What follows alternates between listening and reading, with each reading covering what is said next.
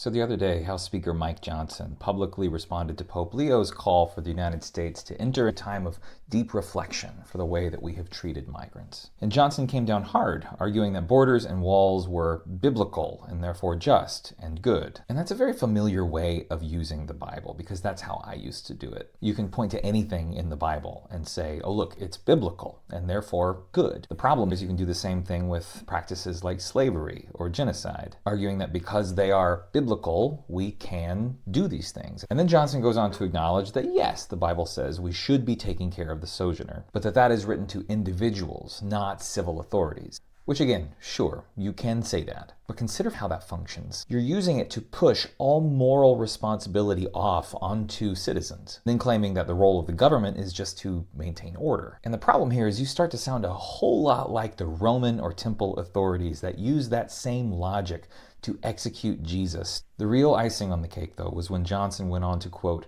Paul's letter to the Romans, saying every person is subject to government authorities because every government authority is instituted by God. If you aren't doing anything wrong, Paul argues, then you have no reason to fear the authorities, which, yes, technically is biblical, but also tragically ironic on two different counts. One, we're talking about the same authorities that nailed Jesus to a cross. And two, those same authorities would behead Paul just a few years later. And maybe the hardest thing of all for me was the smugness on Johnson's face as he quoted these things. Because again, I recognize that I've worn that face. That's the face of someone who is so privileged that they've never had to wrestle with these questions. At the end of the day, this is a manipulative and idolatrous way to use the Bible to justify your own political goals. It's also a pretty blatant discrepancy when you remember folks like Pam Bondi, who said to Tim Waltz that if you want to bring an end to the chaos in Minnesota, just turn over your voter records. Which to me is all the indictment you need against any kind of claim that what's happening is just about enforcing some kind of biblical imperative to protect our borders. But if we do want to play that Bible game, this door swings both ways, because you can quote right back texts like Amos 5. Spoken to public officials who love to use God to justify their own agendas, who keep calling for God to come in and set things right. Amos says to folks like Johnson, "Woe to you who desire the day of the Lord. For you it will be as if someone fled from a lion and was met by a bear,